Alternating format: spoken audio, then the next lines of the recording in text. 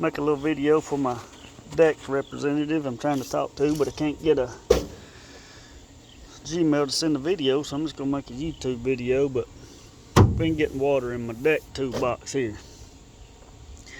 He been telling me check for cracks, check for cracks. There's no cracks, no cracks. Found out what the water is, and I done told him over time. Well, I've done explained it to you. Here's where your water comes in. Comes down this track here,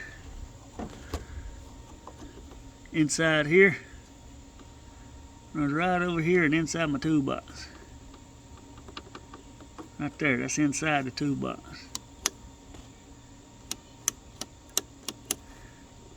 You see here, your seal only goes up to here. Water runs right down through here, runs right in here and in the toolbox. The other side, the seal runs all the way up. I don't have that issue. Here, I've got a small gap. Over here, I've got a bigger gap. As you can see, this side touches good. Over here, doesn't touch at all. When I get up and down on this toolbox, I put my foot right here every time. That's where I step.